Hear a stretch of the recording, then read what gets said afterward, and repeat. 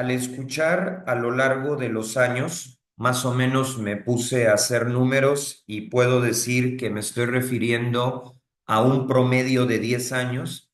Me ha tocado escuchar en diferentes contextos y ciudades a padres de familia, maestros, maestras, religiosos, religiosas, laicos, preocuparse porque se dan cuenta que algo les está faltando a la hora de trabajar con la gente joven, sobre todo en el punto de que muchos de ellos, cuando les doy algún tema o me toca hacer propuestas como la que voy a desarrollar ahorita, pues me mencionan y describen la frustración que sienten al darse cuenta que no logran conectar con la gente joven, sobre todo al momento de proponer la fe, ¿no? La fe como estilo de vida, la fe como una relación con Dios que se lleve a todas las demás áreas de la persona, a nuestro día a día.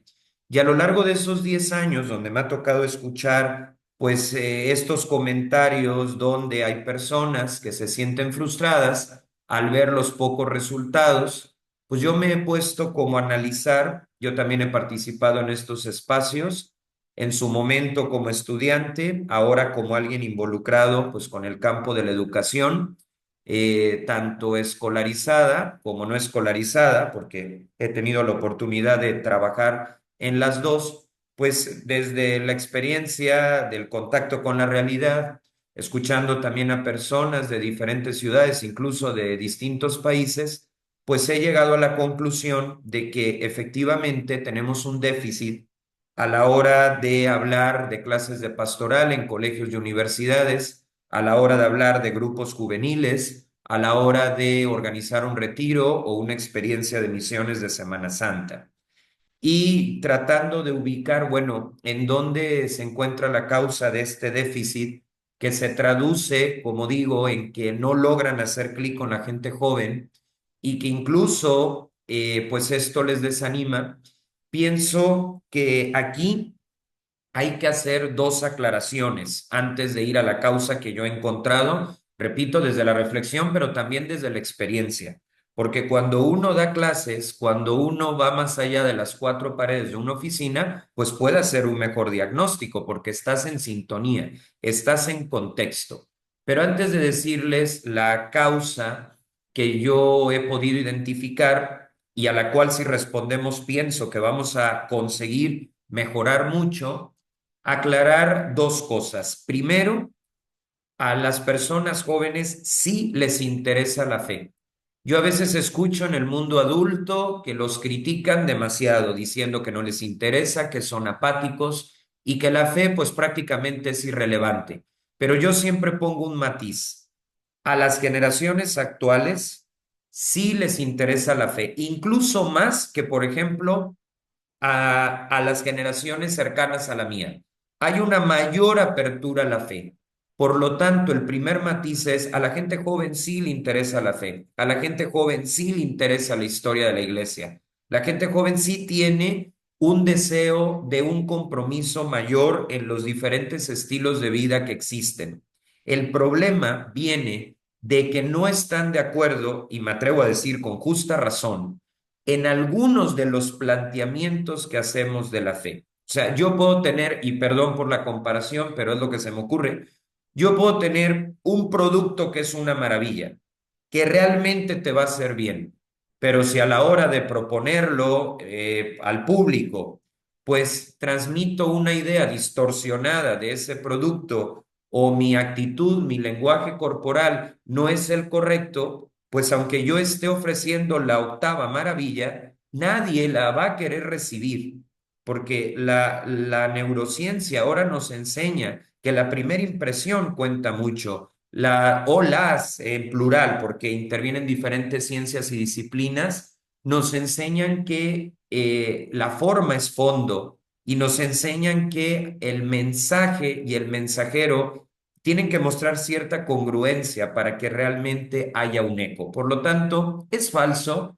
que a la gente joven les aburran las cosas de la fe. Al contrario, a mí me ha tocado dar diferentes clases y cuando surgen temas de filosofía y de lo que pensaban figuras como Hildegarda von Bingen o Santo Tomás de Aquino, o incluso más en la línea de la espiritualidad como Teresa de Ávila, hacen preguntas muy buenas, muy completas, que echan abajo la teoría de que son los eternos apáticos. Más bien el rechazo está no en la fe, sino en formas caducas de presentarla, ¿no? Entonces ese es el primer matiz. El segundo matiz es que aunque haya una verdadera crisis en el ámbito de la pastoral, eso no significa que haya que dejarla. Eso no significa que haya que cerrar e irnos a otro lado. Al contrario, precisamente porque queremos plantear como opción, porque aquí no estamos ni obligando, ni presionando, ni insistiendo demasiado. Aquí es una propuesta concreta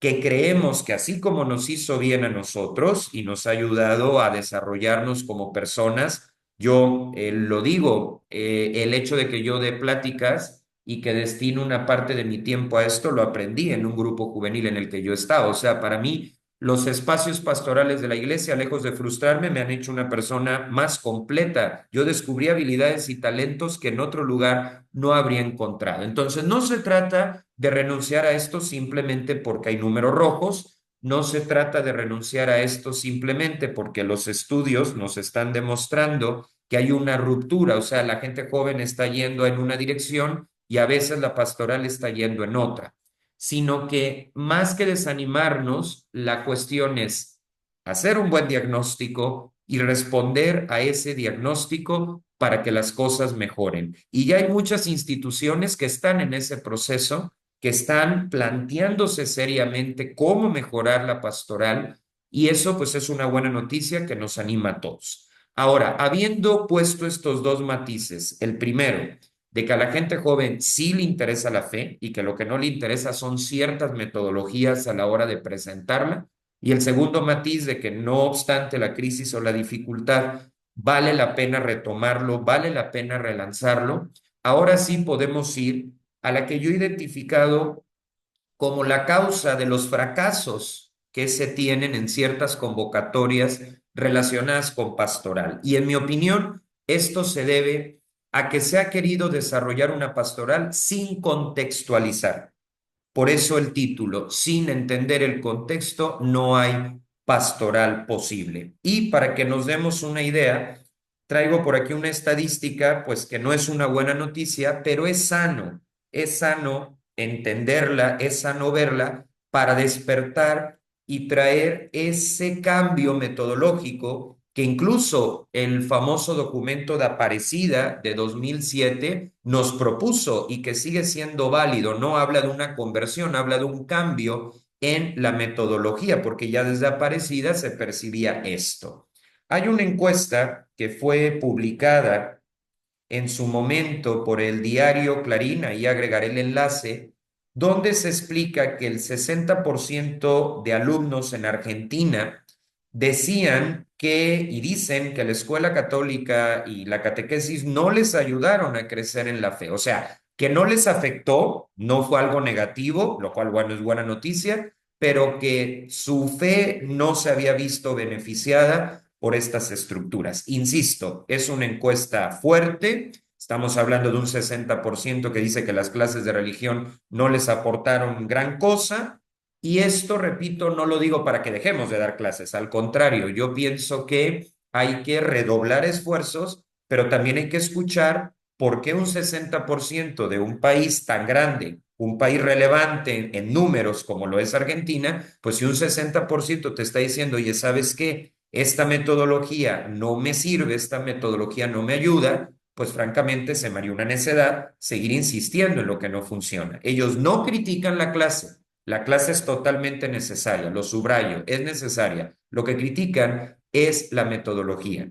Lo que critican es que no conecta con sus vidas, con sus preguntas, con sus argumentos. ¿Y esto a qué se debe? Sí a un problema pedagógico, sí a un problema de comunicación, pero sobre todo a un problema de contexto. Por lo tanto, la propuesta de este tema no es que yo tenga la verdad absoluta en cómo solucionar el problema, pero sí estoy muy convencido que el primer paso para resolverlo, el primer paso para volver a ser significativos es entender el contexto. Dicho esto, pues vamos a ver el primero de 4 puntos para ir buscando soluciones. Este no es un espacio para quedarnos en la crisis o para quedarnos en la crítica, no, es un espacio honesto para tratar de dar respuesta. Entonces, primero, es muy importante al hablar conocer el significado de las palabras, ¿no? Muchas veces lo que no se nombra no existe. Por lo tanto, vamos a ver qué significa la palabra contexto, sí, dentro de lo que nos marca el diccionario de la lengua española. Nos da varios significados, pero yo me voy a quedar con el número 2. Dice, contexto, entorno físico o de situación político, histórico, cultural o de cualquier otra índole en el que se considera un hecho. Y nos plantea los siguientes sinónimos de la palabra contexto: entorno, ambiente, circunstancia, relación, trama, escenario, situación, medio, encuadre y paisaje. Por lo tanto, ¿qué es el contexto? La realidad en la que nos encontramos inmersos todos, lo que nos rodea, lo que nos influye y de modo especial la gente joven con la que estamos refiriendo este trabajo pastoral, ya sea en un colegio, en una universidad o en un grupo juvenil. Por lo tanto, antes de sentarme a planear el tipo de actividad que voy a hacer, debo detenerme para poder comprender el entorno, para poder comprender el ambiente, por lo menos el ambiente que predomina en ese salón de clases, en ese grupo. Por supuesto, cada vez vivimos en una sociedad más heterogénea y ya no es tan común que en un mismo salón de clases pues todos tengan las mismas costumbres. Esto ha ido cambiando también en Hispanoamérica, donde todo era, digamos, más homogéneo. Sin embargo, con todo y las diferencias que son sanas, yo diría que es un avance, siempre hay un contexto mayoritario. Incluso el tener un grupo heterogéneo entre sí también es contexto. Por lo tanto, tenemos que ser capaces de tomarle el pulso al entorno antes de plantear los temas, por ejemplo, en la clase de pastoral. Y aquí planteo la primera propuesta que yo le he dicho en otros espacios a los que me han invitado. Yo pienso, pensando, valga la redundancia, pienso que en los espacios, por ejemplo, de lo que es un bachillerato o lo que es una universidad, sería bueno que al planear el currículum, el programa de la clase de religión, llamaran a egresados, a exalumnos, que sin estar demasiado lejos de la fecha de egreso, les puedan ayudar en la planeación para conocer el contexto, porque ellos son parte operativa de ese entorno. Sentarse a planear con ellos. Y así, si por ejemplo se trata de un profesor o de un catequista que tiene 50 o 55 años, escuchar a alguien que acaba de egresar, pues le puede servir para que esa distancia entre generaciones no sea un motivo que le reste significado a la clase de religión o a la clase de pastoral, que pudiera ser un espacio vital, que debería de ser un espacio para hacerse preguntas, para irse planteando en un futuro qué tipo de estilo de vida van a elegir. Entonces, lo primero y la clave es entender el contexto. ¿Por qué?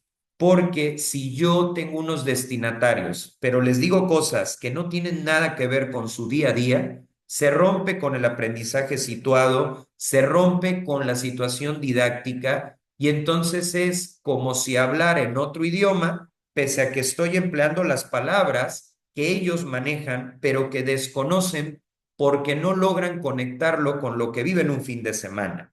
Entonces, lo primero sería sentarnos a saber cosas tan básicas como cuál es la serie que están viendo en las diferentes plataformas o estar enterados de cuándo es el siguiente concierto o qué equipos de fútbol van a jugar en la ciudad o, por ejemplo, el lenguaje que ellos utilizan, porque de otra manera es imposible que pueda haber una conexión entre la fe y su vida, ¿no? Por ejemplo, a mí me tocó, y digo, no es con afán de criticar, pero me tocó en una misa, pues que el padre con muy buena intención quiso explicar la importancia de saber cambiar de enfoque, porque la fe te ayuda a superar pues ciertas ideas, incluso ciertas manías que una persona puede tener.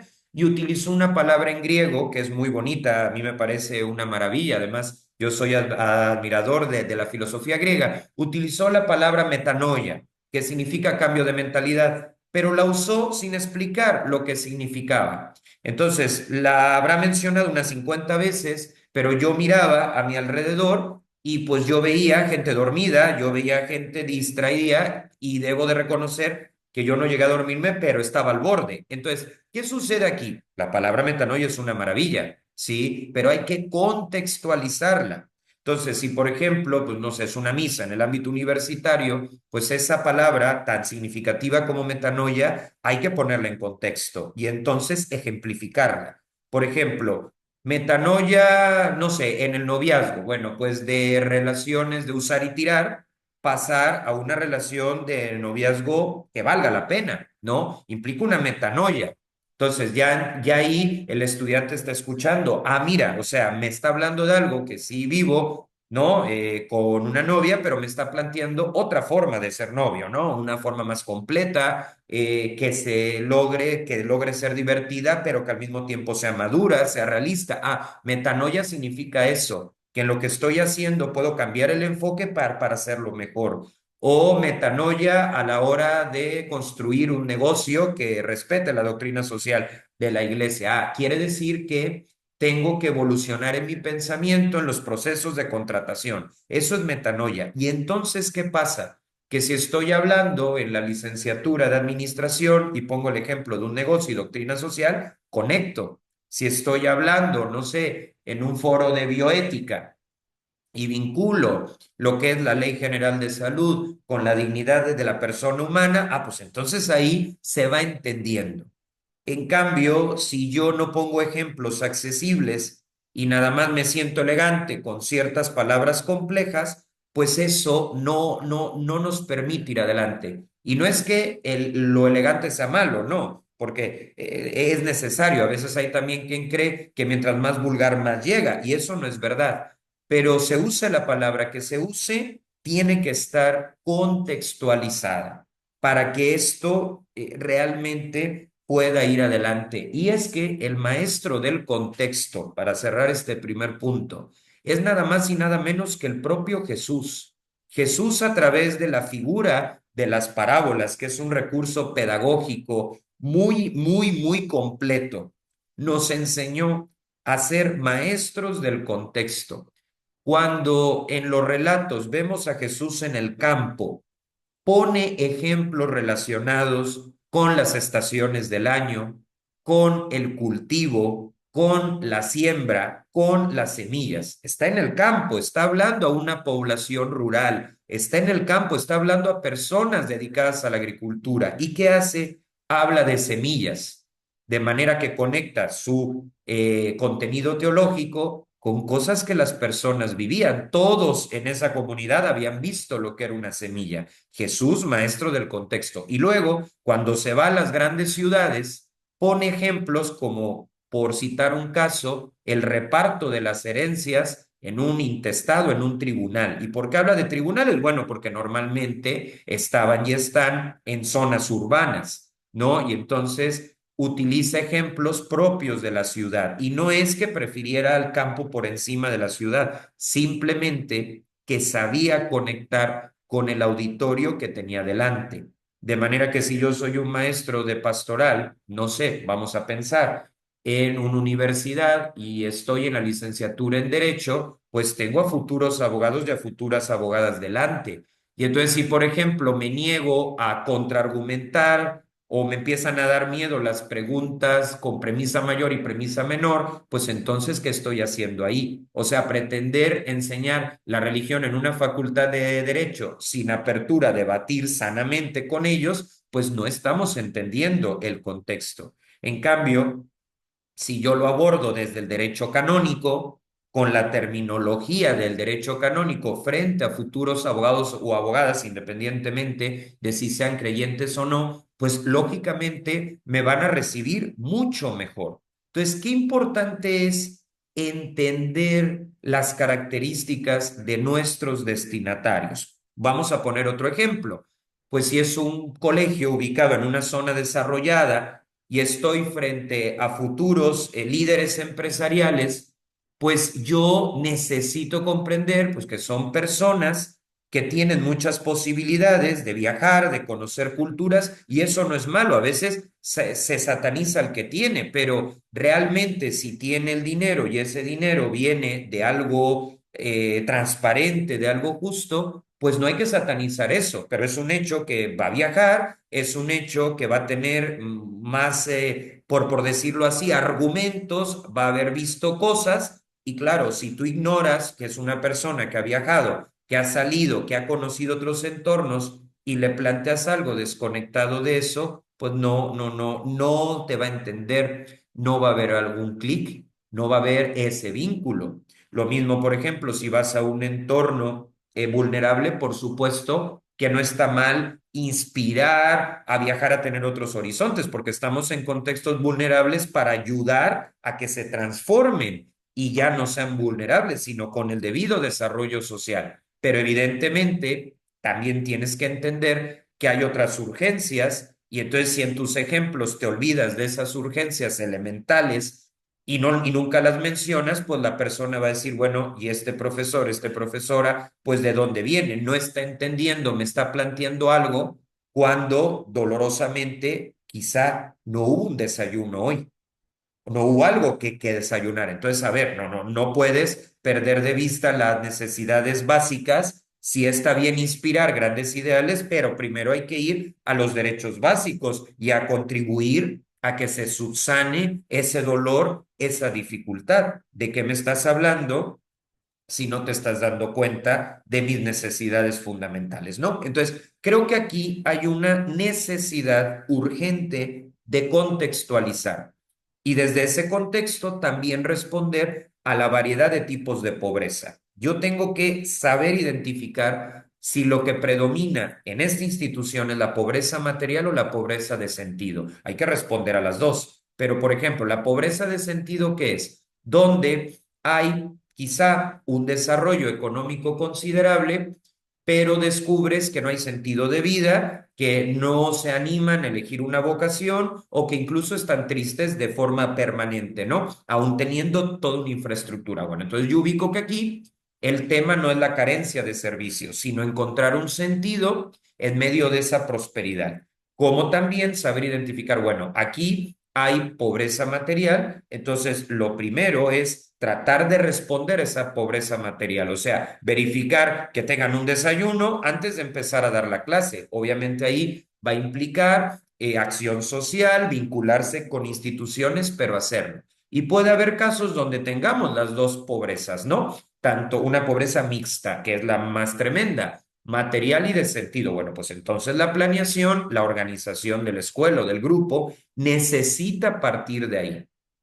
Y luego también entender, pues si estoy, no sé, dando un curso de posgrado, ya no va que haga yo ciertas dinámicas que a lo mejor en un jardín de niños, en un maternal están perfectas. Entonces, entender el ambiente es el primer paso para una pastoral significativa y que al final se vuelve también una pastoral exitosa. Bueno. Con eso ya tenemos dicho el primer punto, entender el ambiente en el que estoy y desde ahí establecer mis ejemplos, mi secuencia pedagógica y las actividades auxiliares que en un momento dado se tengan que hacer, o de los vínculos institucionales, por ejemplo, frente a una escuela de escasos recursos para ir creando sinergia y resolver las necesidades básicas para luego inspirar en nuevos pasos en su vida, el buscar una beca, el desarrollar la creatividad, etcétera. Bueno, ahora, algo muy importante, si queremos contextualizar, esto requiere cercanía, o sea, salir de nuestra zona de confort para poder comprender lo que el estudiante necesita. Ahora bien, esta cercanía, este estar cerca del entorno, muchas veces se malinterpreta y se traduce en infantilismo o sentimentalismo. Por infantilismo me refiero cuando uno organiza un retiro o plantea una clase para alumnos de cuarto semestre, tratándolos como si fueran en primer año de jardín de niños. Y entonces se me olvida, sí, que hay que considerar la edad biológica, hay que considerar el desarrollo del cerebro, hay que considerar que no estoy en una sección equivocada, o sea, yo no puedo ponerlos a hacer dinámicas de integración que son propias de otra edad. Y por desgracia, se cree que mientras más infantil sea el retiro, que mientras más infantil sea la clase, eso va a tener un resultado. Y el resultado, y es muy duro, pero es real, lo ven como relleno, lo ven como pérdida de tiempo. Entonces, yo no estoy diciendo que se tenga que estar serios todo el día, yo no estoy diciendo que se tenga que caer en la rigidez, pero sentarse a reflexionar desconectando los grandes temas que ellos viven, pues no lleva a una reflexión. Entonces, la cercanía no significa que el maestro actúe de una forma boba, de una forma tonta, de una forma autoinfantil, ¿sí? Sino que, siendo quien es, trate de generar esa reflexión a la que se puede llegar con actividades tan simples como ponerlos a comentar una noticia. A ellos les interesa la actualidad, no que los trates subestimándolos, porque en el fondo es eso.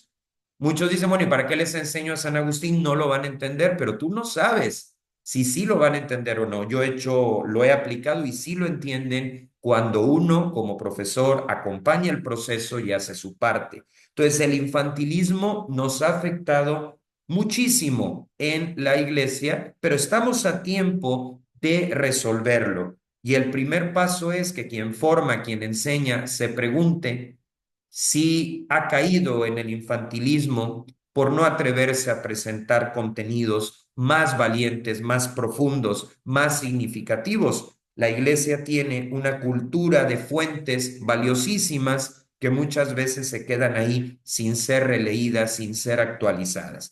Y luego también hay quien piensa que la cercanía al contexto significa sentimentalismo. Por supuesto que los sentimientos son importantes, ya que nos van a acompañar a lo largo y ancho de la vida. Hay que trabajar la inteligencia emocional. Finalmente, la fe genera inteligencia emocional, porque si no la genera, pues la estamos viviendo de forma fragmentada. Pero es muy importante no olvidar que los sentimientos tienen que ir acompañados de la razón, porque como se ha exaltado tanto al sentimiento, pues vemos a personas que no logran perseverar en el estilo de vida que eligen. Digo, hay veces que sí son otros factores, pero yo, por ejemplo, en mi experiencia como abogado en materia civil, muchas veces yo escucho personas que a la hora de un divorcio dicen, es que ya no siento lo de antes, ¿no? Se usa mucho esa frase, siento, siento, siento. Y está bien sentir, pero cuando siento sin pensar, pues se hace imposible que una relación dure. Cuando siento sin pensar, se hace imposible perseverar en el camino hacia una meta. Está bien sentir, pero no podemos sentir sin pensar. Se necesita que uno acompañe al otro.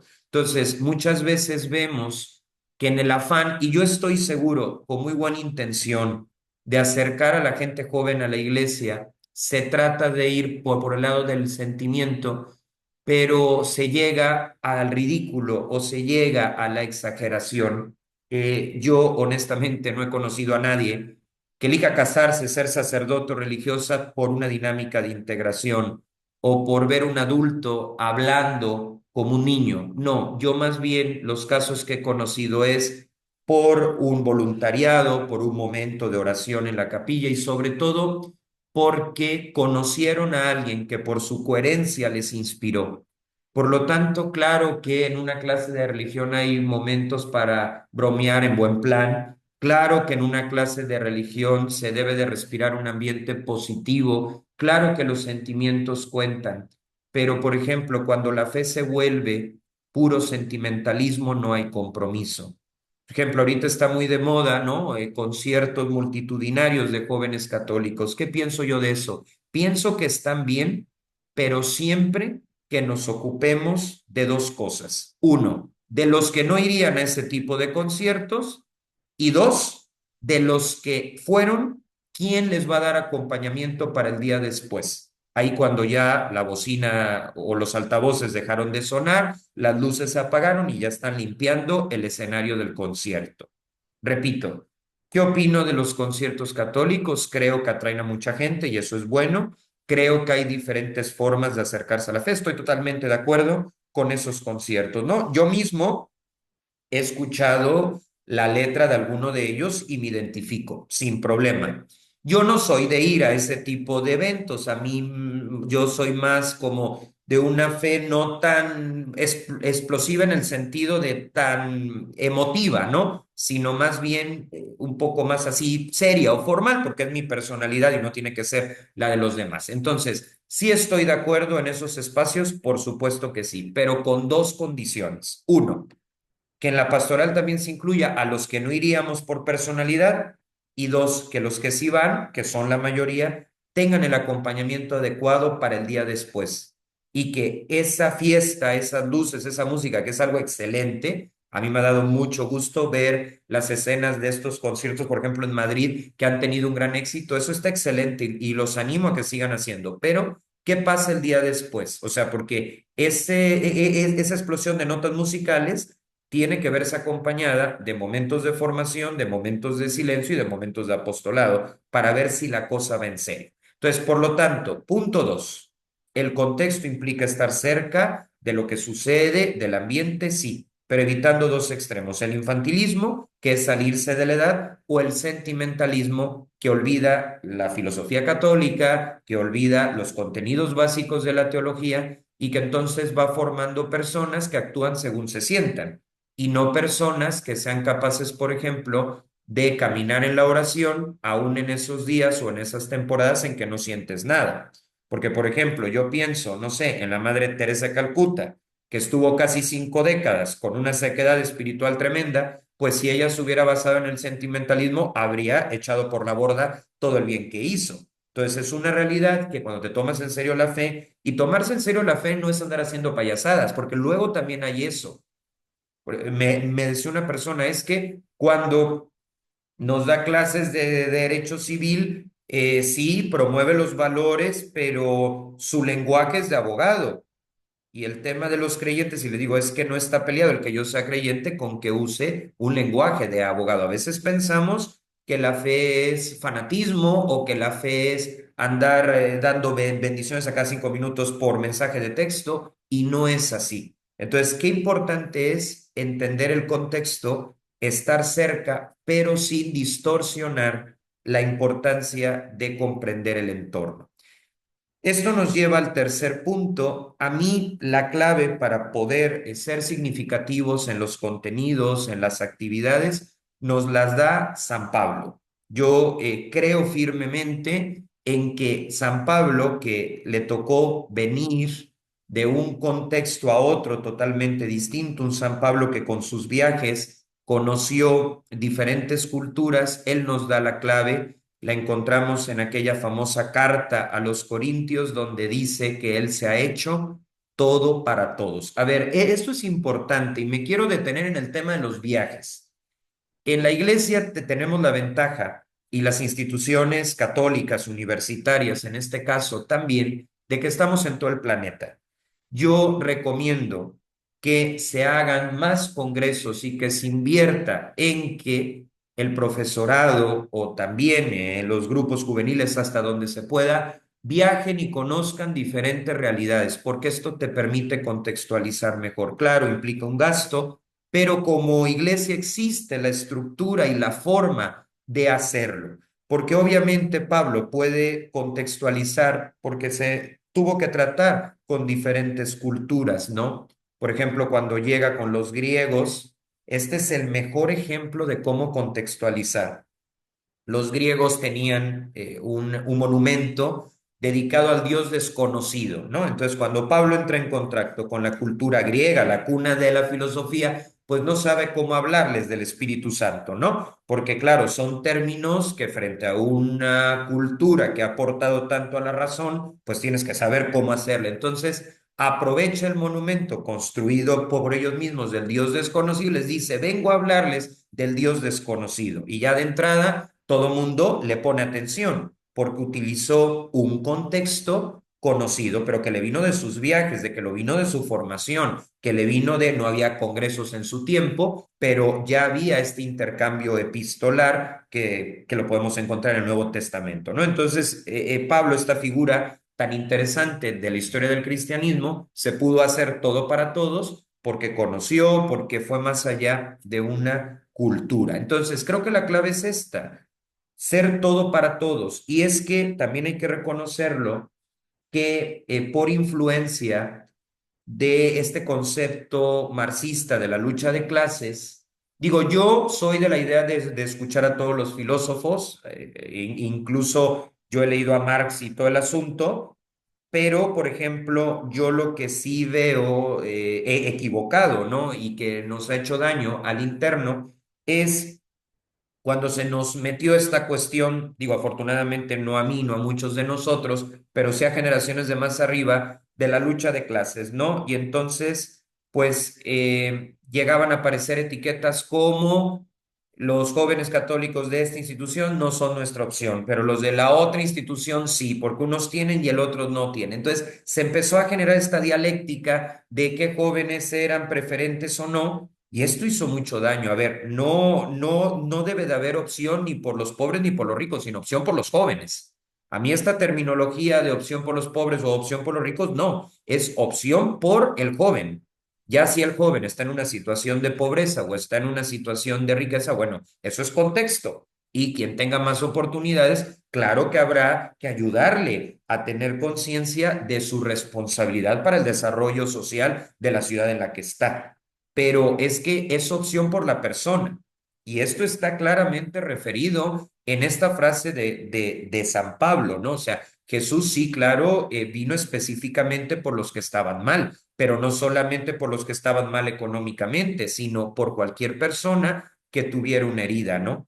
Y incluso Jesús es interesante porque llega a los sectores más vulnerables, pero también le llegó a un José de Arimatea, que luego le va a donar el sepulcro y que era rico. Entonces, creo que es muy importante que como iglesia no caigamos en la polarización de la lucha de clases. Sí, es cierto que cada escuela filosófica nos puede aportar y que hay que estudiarla, sin duda, pero no todo va, no todo coincide. Ahora, tampoco se trata de crear un status quo donde el pobre se quede eternamente pobre. Por supuesto que no. Hay que buscar canales de transformación, pero eso no se va a lograr marginando o etiquetando a alguien que lo tiene todo con ese adjetivo que a mí me parece patético de niños bien o niños mal. No, a ver, todos caben, porque además en la historia de la iglesia hemos tenido grandes figuras que venían de entornos muy ricos, como San Francisco de Asís, y tenemos figuras de que venían de entornos más pobres como un San Juan 23. Lo importante es todo para todos, pero eso sí, entendiendo las necesidades de cada uno, porque no todo mundo tiene la misma historia, pero no es opción ni por el pobre ni por el rico, sino por la persona. Ya luego, eso sí, se responderá acorde a sus circunstancias y ahí veremos, bueno, quién pudiera presentar una situación de mayor emergencia. Entonces creo que en la teología que hemos llamado la teología paulina, se puede encontrar esta clave.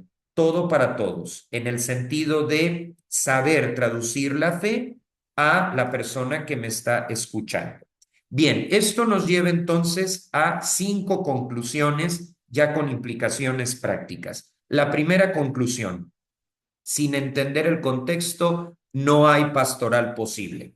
Si yo, por ejemplo, estoy frente a jóvenes que han tenido muchas oportunidades y critico el hecho de tener muchas oportunidades, ya de entrada hay una cerrazón total al mensaje que yo les quiera dar, por muy positivo que sea. Y si voy a un entorno donde hay verdaderos dramas económicos y no los considero, y entonces les planteo un mundo totalmente ajeno a lo que están sufriendo, pues tampoco. Es verdad que no vamos a dramatizar más de lo que ya el drama en sí mismo está. Hay que plantear soluciones, pero partiendo de lo que viven. Entonces, la primera conclusión es entender el contexto. Si estoy en un país donde hay generaciones enteras que dejaron de bautizarse, pues no puedo olvidar que tengo un contexto mayoritariamente ateo o agnóstico. Entonces, tengo que capacitarme en ese lenguaje, en esa línea. Primera conclusión, comprender el contexto. Segunda conclusión, es muy importante que los grupos juveniles, esto yo lo he dicho siempre, lo vuelvo a decir, sean grupos juveniles, porque luego tenemos grupos juveniles sin jóvenes. Y eso es un problema porque está bien que en lo que se invitan nuevos jóvenes entren adultos a coordinar, porque pues tiene que venir una generación nueva y hay que formarla. Y eso no va a suceder en 5 minutos. Pero los coordinadores adultos tienen que ser temporales en lo que se forman a los jóvenes. Los coordinadores tienen que ser jóvenes, ya los asesores tienen que ser adultos. ¿Por qué? Porque si tengo un grupo juvenil con coordinadores jóvenes, hay mejor contexto que si pongo a personas, eso sí, con buenas intenciones, a veces haciendo un esfuerzo físico sobrehumano, pero que asesoren, no que coordinen. La coordinación tiene que estar en función de las personas jóvenes. Yo les platico una experiencia que tuve el año pasado. Tuve la oportunidad de visitar un domingo la Universidad de Georgetown en Estados Unidos, la Universidad de los Jesuitas. Y es una maravilla porque, bueno, en todo sentido, su arquitectura, su historia, la Facultad de Derecho, importantísima en Norteamérica, pero no fui yo en plan académico, sino como visitante y me tocó la misa que las personas de que viven en Washington me comentaron que es la que se celebra más tarde, es como la última misa de la zona, ¿no? Entonces me tocó, es abierta al público, fui y la experiencia fue emocionante, es poco, ¿no? Porque los universitarios se encargaban de todo, o sea, y de todo, de darte la bienvenida, ¿sí? De acomodarte, el coro, los recados, o sea, se veía un verdadero liderazgo. Obviamente el padre, por supuesto, fue el que ofició la misa, pero todo estaba coordinado por los propios estudiantes, música, recepción, la distribución de la guía, ¿sí? Del tema del misal, etcétera. Entonces, yo al ver eso dije, es que esta es la idea de un liderazgo contextualizado. Pues si es una universidad, que coordinen los universitarios, ¿no? Entonces es como un segundo punto, una segunda conclusión. La tercera conclusión, yo pienso que las instituciones católicas deben de revalorar, y de hecho me consta que se está haciendo, yo mismo lo he vivido, deben de revalorar contratar a exalumnos o exalumnas que quieran educar y que tengan obviamente el perfil profesional adecuado. Esto no significa que solo exalumnos, no. Si hay una persona de que se quiere sumar, aunque no haya estudiado ahí, es bienvenido. Pero hay un capital humano que muchas veces no se tiene en cuenta y son los que ya pasaron por la institución. Y como ya pasaron por la institución, pueden volver como maestros porque ya conocen tus fortalezas y tus debilidades. En cuanto a tus fortalezas institucionales, consolidarlas y en cuanto a las debilidades, corregirlas. Entonces, el tener a alguien que ha sido destinatario y que ahora también es miembro activo en cuanto a que ahora ejerce la docencia o la asesoría, eso da un plus muy importante. Tercera conclusión, dejarse transformar por lo que ya o por quienes ya han sido formados para darle futuro a las instituciones. O sea, tú los preparas, pero que ellos puedan regresar a crecer y ayudarte a crecer a ti también, pues es un doble acompañamiento y es una doble aportación.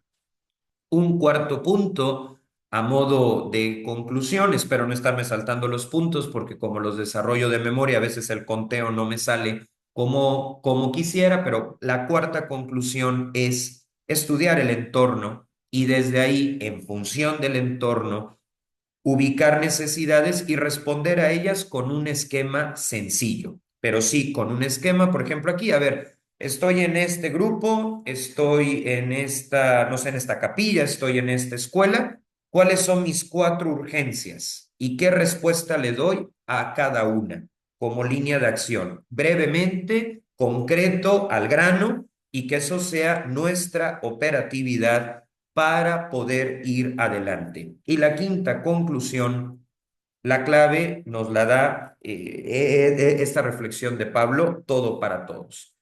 Que te llega una persona que lo tiene todo desde el punto de vista material, se le recibe y se le acompaña. Que te llega alguien que no tiene nada desde el punto de vista material, se le recibe y se le acompaña. Que te viene alguien que piensa totalmente contrario a lo de la iglesia, se le recibe y se le acompaña.